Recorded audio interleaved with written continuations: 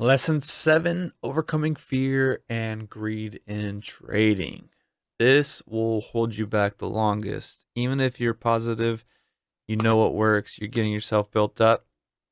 This is the last step that is holding yourself back. It's when you are profitable, maybe you don't close your trades where your target is, and you like, I'll move my take profit up. I think it's going to go. It would be nice to hit this number.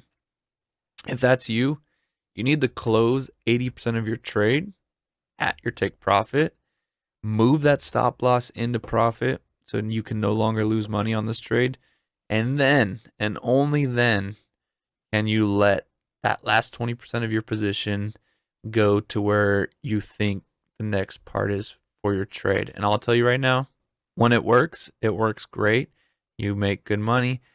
But sometimes it does go to where you move your stop loss and you're like, man, I wish I just would have took closed my trade at my original profit. I would have had more profits. I'm at the point where I'm okay with that. I accept it. 80%'s off. I'll have the next objective and maybe one more. I'm trying to get price and I'll close, another contract, another contract. It just depends on how many you have in your trade. So if you can't do a lot of contracts, go to the micros. So you could do the E-mini MES. That way you could get more contracts and be able to take partials at certain levels and, kind of scale that way. That's what helped me a lot. So I was able to put more contracts on and, close 80% original profit.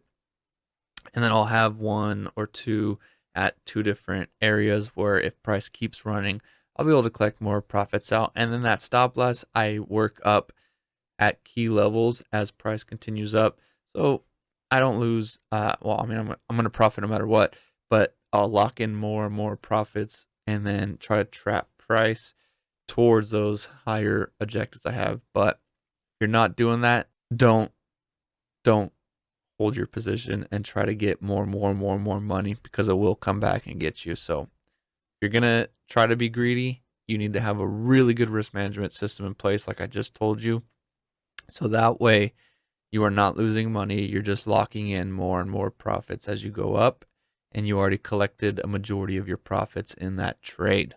Fear and greed are common emotions that can influence traders' decisions. Fear can lead to hesitation or overcaution, preventing traders from taking profitable opportunities. So that story I gave you where I had a profitable setup all planned out and then price got there, got me emotional, and I went against it. That was fear. I was fearful of what if my markup was wrong? Price is dropping, so I need to short it. But really, I was right, and I need to stick to my system.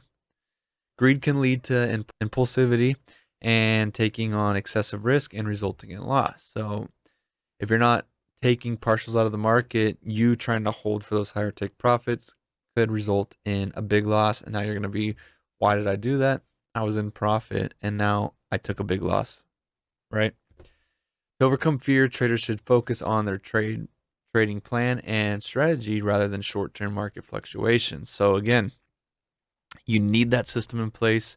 You got to stick to it, but you also need to have a strategy to help you control risk and collect your profits out of the market. To overcome greed, traders should set realistic goals and manage their risk according to their trading plan.